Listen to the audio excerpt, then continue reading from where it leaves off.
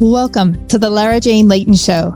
This podcast is for you, the person who keeps putting others first. Your self-talk has held you back. You no longer need to take a second seat. Let's explore ways to overcome self-doubt. You can silence that inner bully voice and achieve your full potential. Here's your host, Laura Jane.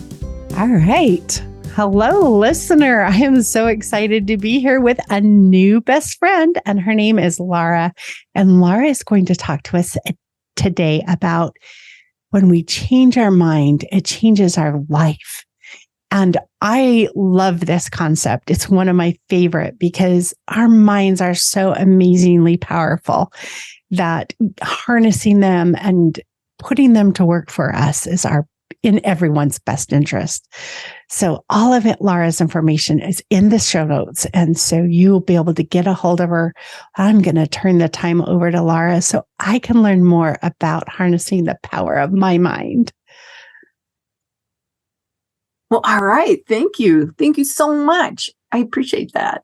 I love to talk about changing our mind and changing our life because that's where everything takes place, is right there. And the one that's kind of driving the bus driver, is the subconscious mind. And so the subconscious mind is what we really need to tap into to go in and make change quicker, easier, and more complete. And so if you've ever tried to change your life and you just keep stumbling or you get stuck or you have issues, it's probably because of your subconscious mind. There's something going on in there that's blocking the way or changing the direction of things for you. And why it does that is because its sole job is to try and keep us safe and happy. So whatever that means, it's going to do. And oftentimes, those parameters are set in place when we're tiny, from about the time we're born, and sometimes even before, because when you can start to hear and process in the womb. But all along those years, till about you're 7 years old, you're almost in a state of hypnosis, allowing those changes, allowing all those things to kind of be programmed into our mind, into the subconscious, which is great. Because that's how we go out and we live our life, and it does all those wonderful things for us. However, if you're now trying to change something, it's using the parameters of maybe when you were 5 years old, and it set the parameters around what money means to you, because it heard all the things, all the conversations from your parents, all the input from everything around you. And it's put that little line of programming in your mind and said, here's what you think and believe about money. And so if you're trying to get ahead and you have that line of programming that's there and you haven't gone in and adjusted it anywhere along the way, you're still going to be operating on that. So maybe you're stumbling, maybe you're falling, maybe you're doing all the things, and yet you're not getting where you want to be. That means you need to go in and reset, change the programming in the subconscious mind. And it's like when you think of it as that bus driver, and the bus driver's going along and you're like, hey, hang a left. We want to go here now. And the bus driver's like, no, we're good. We're going to stay right on course. I know where I'm going. I know what I'm doing. And you're like, yeah, but I wanted to go there. And so what you have to do is go in and reprogram and change the directions, give the bus driver new GPS coordinates of where you want to go and what you want to do. And then it can say, oh, okay. So it's safe to go that way. Obviously, it's a new way that we can go, and I'm good with that. And so then that change process can open up and move in a way that allows those changes. And the incredible thing is, we often think we have to find the way to make that change. However, if you're talking and going through the subconscious is connected to all that is, the universe, everything that's out there. So it's got so much more information to go out and find the exact right way for you to make that change, the perfect way for things to kind of flow and move and adjust for you. And so it's coming in and saying, yeah, I got this for you because you gave me that new direction. I know what to go look for, and it can go out and pull that and bring that into your life. Does that make sense?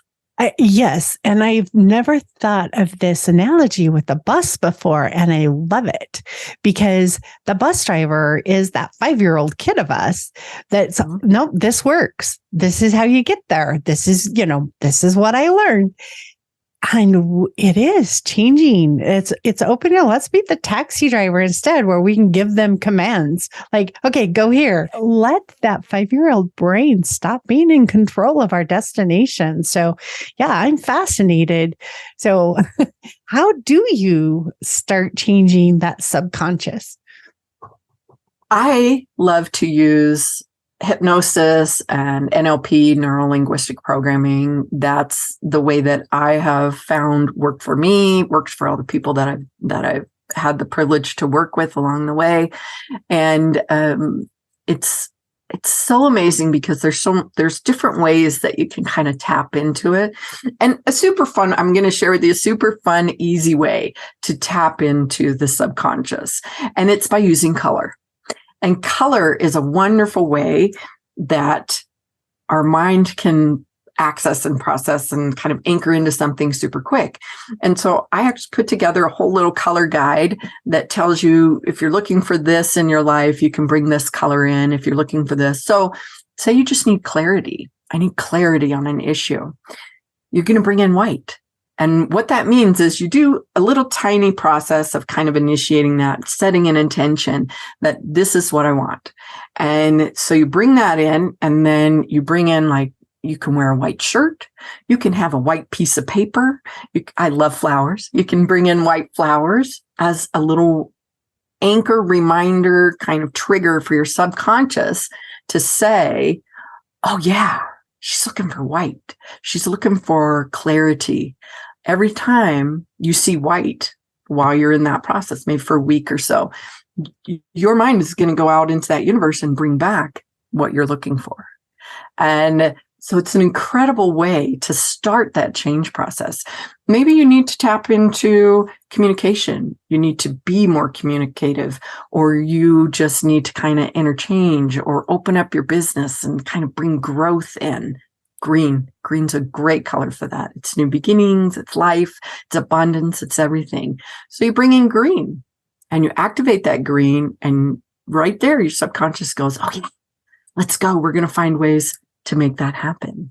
And so you move along and those changes start to come, and it's just like, wow, that's incredible.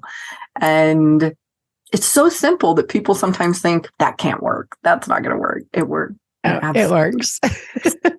I love color. I absolutely love color. And I'm into making my own bath salts.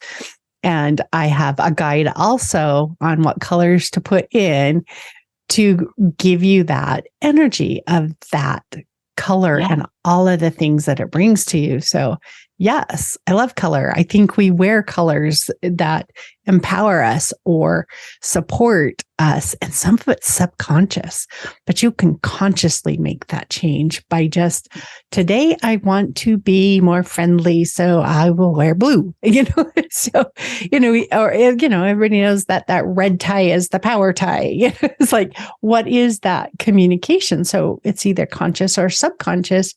And it's nice that you have a guide that will help us identify how to consciously choose that. Yes. And the fun thing with it too is that we all go through periods where maybe we're seeing a color all the time. It's like, oh my goodness, I'm seeing, pink all the time. What's with all the pink stuff that's coming into my brain? And if you go and you look at pink is all around unconditional love and, acceptance in that. And so when you're seeing that, that's a little bit of your subconscious going, oh, okay, here, I need you to kind of bring this in a little bit, bring this energy in, start doing this. And so you can then activate your pink, energetically, bring that in, anchor it in with whatever you want, pink flowers, pink shirts, pink pillows. And then again, you're kind of activating that energy, allowing your subconscious to go and look for those things. So that's another way to use it. And I think one of the most important things is awareness.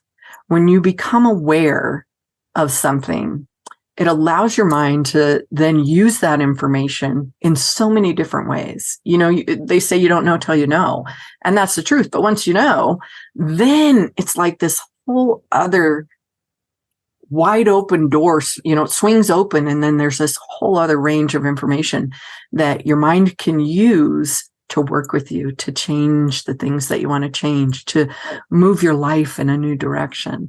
And so when you simply step into the awareness of those things, like the awareness with color, when you're aware then and your mind can use that, wow, it's incredible.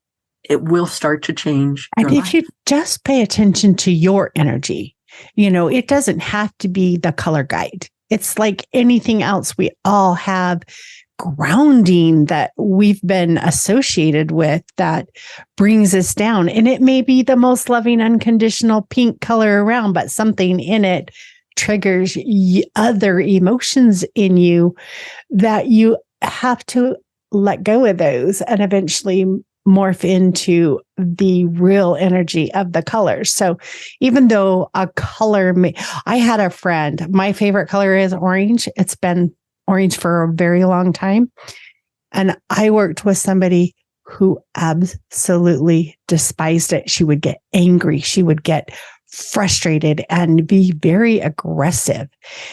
It was hard because I like to wear orange. And she couldn't be in the same meeting with me if I had orange on. So it affected. So color is extremely powerful to some people more than others. And I mean, it's powerful to everybody, but our energies aren't fighting it. If you're fighting the energy from that color, it's going to cause more consternation. It's going to cause you to be frustrated. Yes, yeah. So I love, making sure that we go with the meanings along with what triggers us too, kind of that balance, because until we've completely changed our mind or let go of all of our shadows or whatever you want to call that negativity that exists, you deal with those triggers. I sit here and preach how great self-talk and how can change your life. I still have crappy days. I still have days where all the tools that I have aren't working. But with all the tools, I have a lot less of them. And so it's kind of finding that balance of the slow, methodical change that doesn't just throw you off the deep end. So we're going to take a really quick break, get a word from our sponsor, and we're going to come back. And when we come back, we're going to talk a little bit more about the color and how it affects us and how we move forward. And then how does that help our mind? Because this whole thing is about how our mind changes us. And so how does that color get into the mind? So be right back.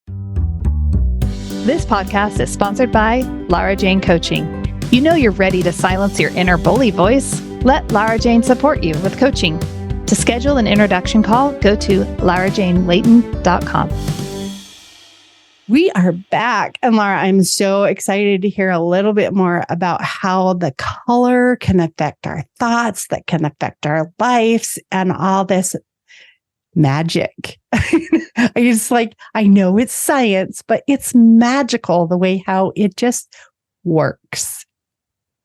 It is magical, I think. And I think we all need kind of the mix of the magical and the practical. That's one of the things I say is I bridge the practical and the woo, because I think we need both of that. And when I talk about energy, depending on who I'm talking to, it's actually put out as an energy guide, a color energy guide. But I know that it also works through the science of the mind and using the color as that anchor and a trigger to go and find that. And then it changes the way that we see things and moves through that. Once that comes to, like I talked about a little while ago, the awareness changes.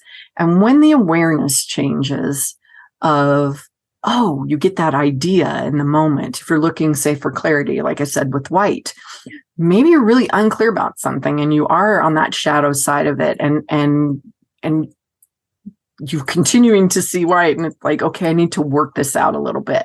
That's where that awareness comes in. And when you can move through that and say, all right, what do I need to maybe find some clarity on? Where am I needing to adjust something? Then your mind can work with it in a way that says, absolutely, because even though it's aware, you've tripped over the conscious awareness of it. And then the subconscious can open wide and say, here's what I have for you. Here's the information. Let's go in this direction. But it's like that programming that I talked about earlier. You've got that particular programming. And so it's running on that. And it says, these are the parameters that I need to stay in to keep you safe and happy. This is what you gave me. This is what I know is here. And so we're going to stay in this. And when you start to veer out of it, it almost blocks the awareness of the way ahead, because it doesn't feel like it's safe for you to have that knowledge. It doesn't feel like it's okay. Something in you might say, gosh, that's not going to make me happy. However, like you said, with that 5-year-old bus driver there are moments in life, I'm going to go a little deep here for a minute, but there are times in life where we experience trauma, where we experience difficult things. And what happens is our subconscious goes in and creates this part of us to deal with that. That might mean you're 2 years old and the trauma is, that your mom had to leave because she was in the hospital for 2 weeks. And so there's this trauma that's initiated, and there's this separation situation. And the part of you that comes in to deal with that is there and says, I've got you. I'm going to cover this part for you. Don't worry about it. And then you continue to grow and move on. However, sometimes that little part does not. And it stays back in that trauma, and it stays back in that difficulty.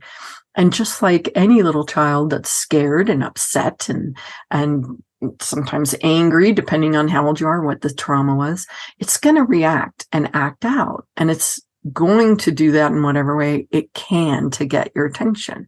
That might mean through physical symptoms, which is how we end up sometimes with undetermined IBS, with headaches, with all the things associated with trauma. Or it might do it through stopping your progress and saying, you don't get to go there because I'm upset and you have not dealt with me yet.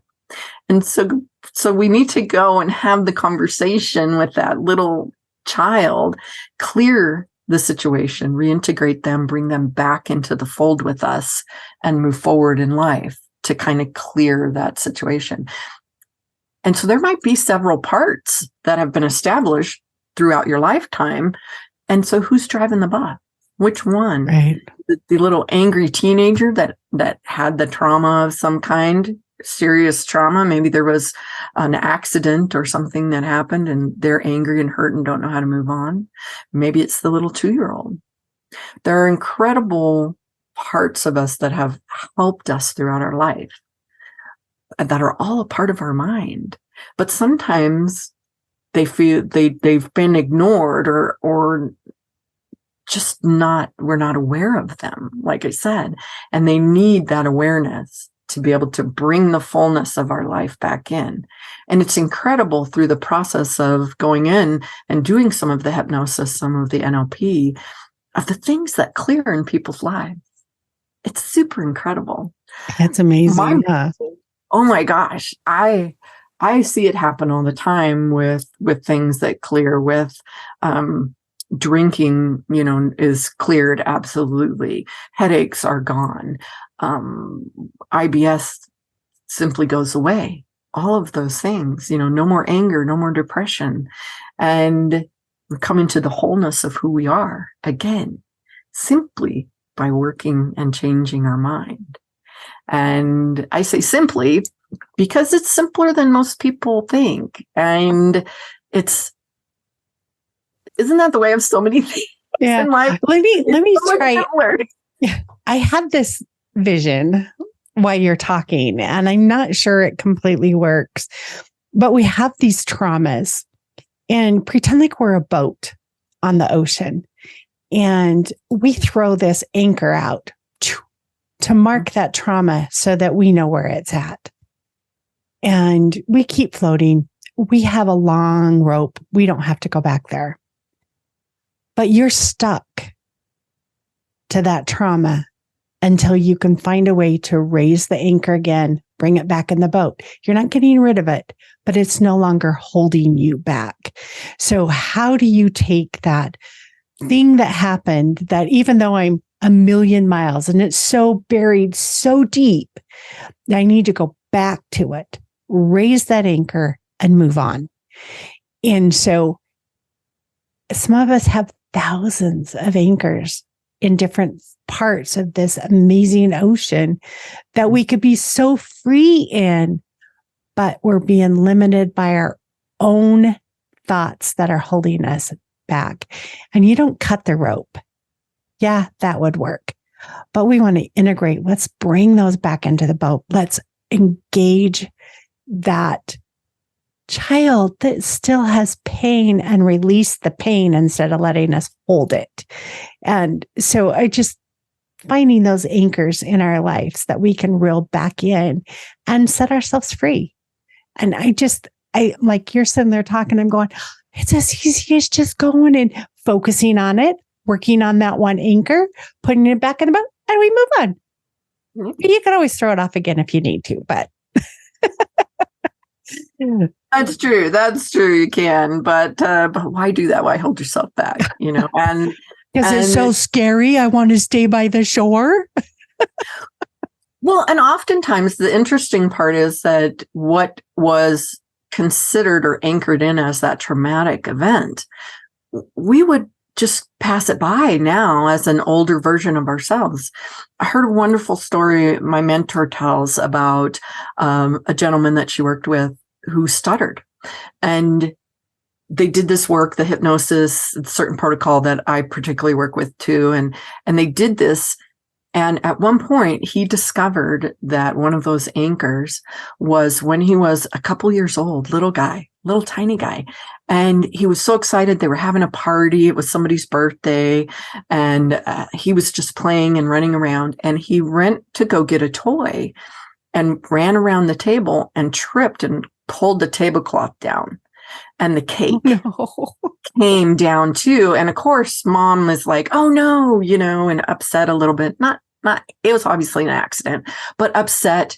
And the little boy who only had a few words couldn't even get the few words out. It was, he couldn't get out. It was an accident. I'm sorry, all of that. He was too little. And he stuttered from that point on.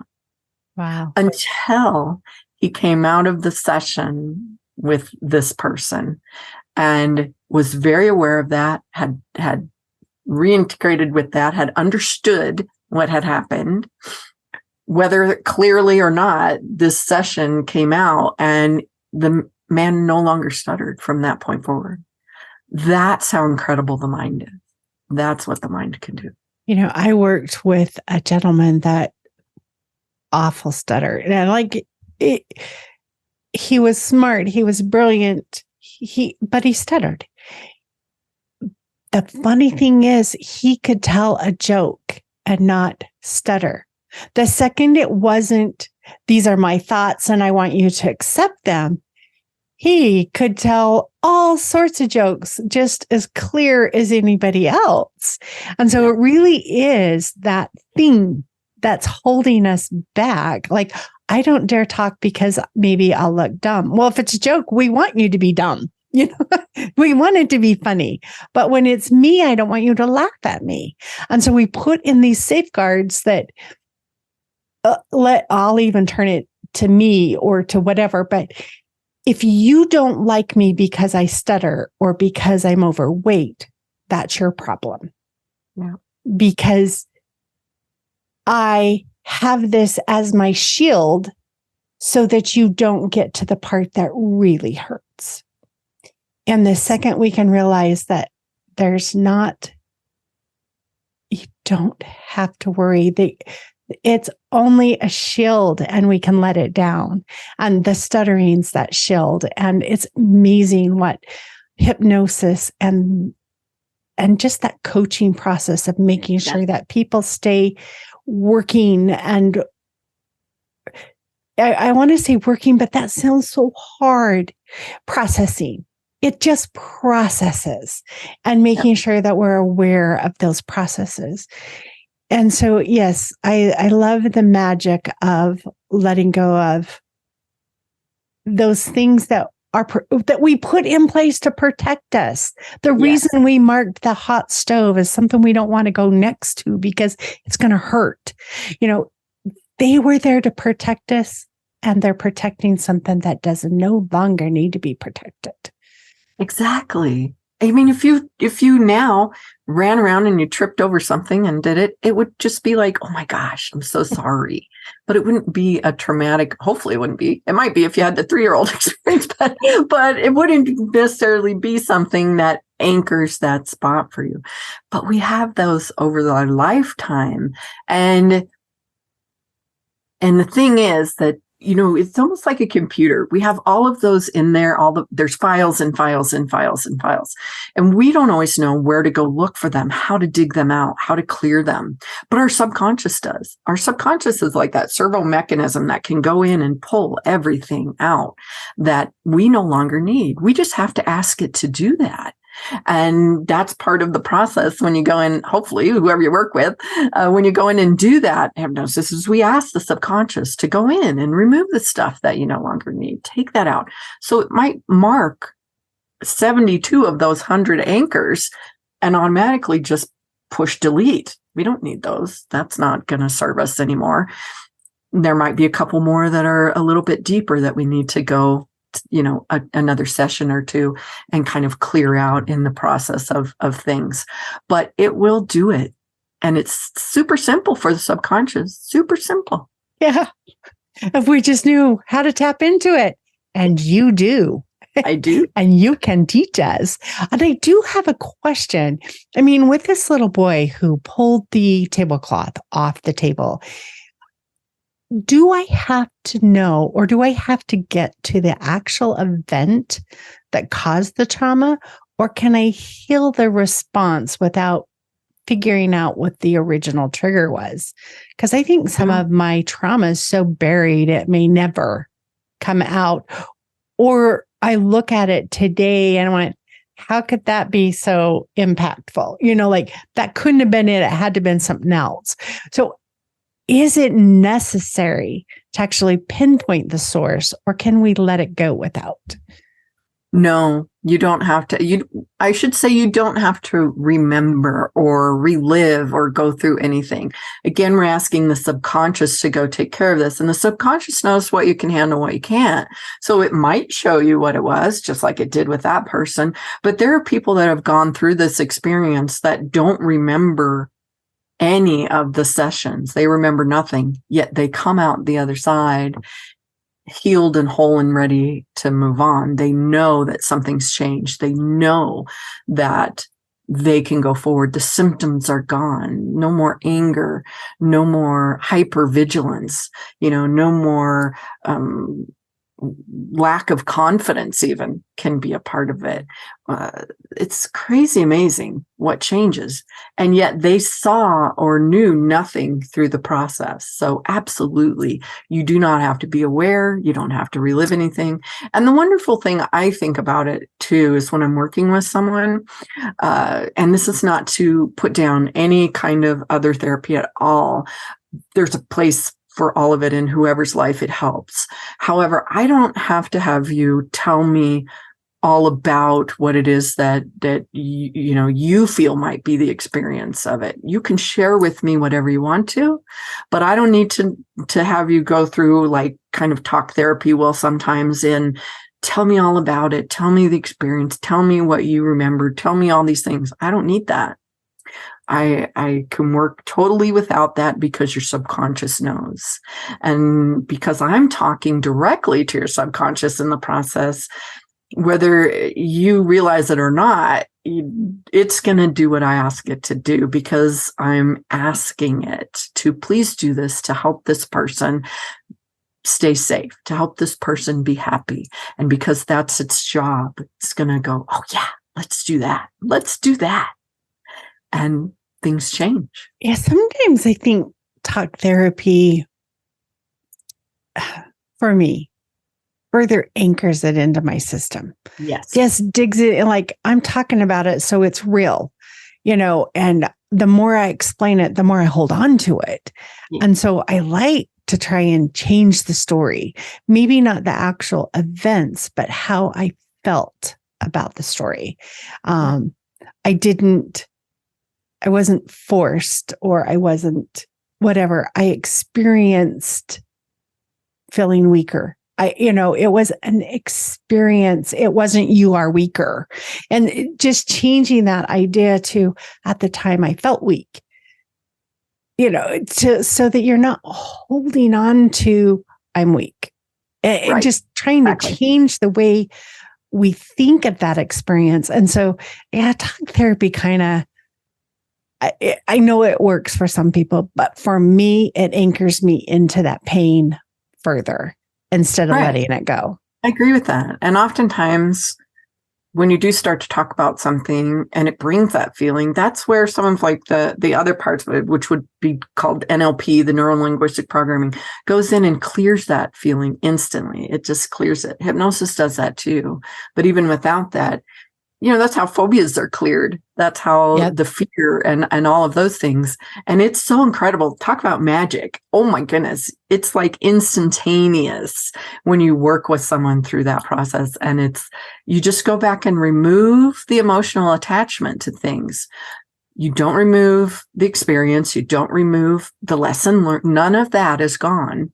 The memory is still there, but the emotions behind it, it's just like, oh yeah, I remember that. But you don't have the fear, the anxiety, the upset. And to me, that's magic. I think that's so incredible. I love it. It is magic. And magic is spiritual.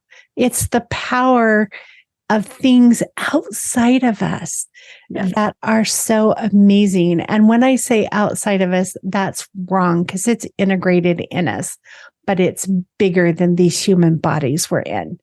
And so that's why sometimes I think of it as outside of us, but it's inside too. The connection of it all. It's the connection of allowing the energy of all it is to flow through us and do what it needs to do, and using that power in the way that we're meant to, which is, goodness, think about the power of the subconscious. It runs and does everything. And it's always, always aware. It's kind of funny because part of the process that I do, often people will fall asleep and it's like, you just lay there and relax. I got this. And so I help them through that, and they fall asleep and they're like, oh, I think I fell asleep. Is that okay? Absolutely. Absolutely. It's okay. The subconscious is not sleeping.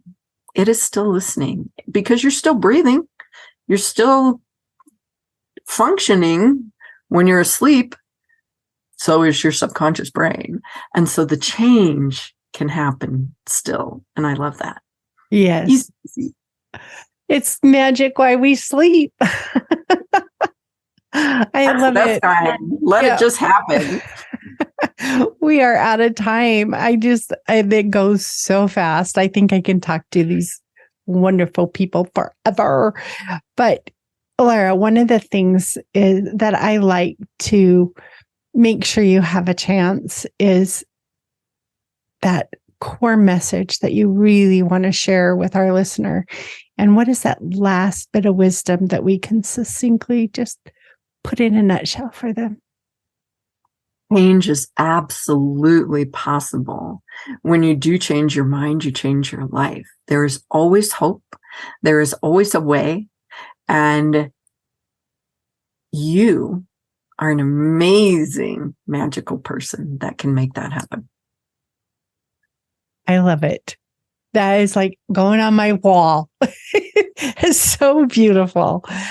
Yes. Thank you so much for joining us today. And listener, Laura and I are not medical or mental professionals. We are here for entertainment, people that have experienced stuff and want to make a difference in the world. The complete disclosure is in the show notes, along with all of the ways of getting a hold of Laura. And I'm not sure, I didn't go look at all the things you sent, but is a link to that color information in there also? perfect.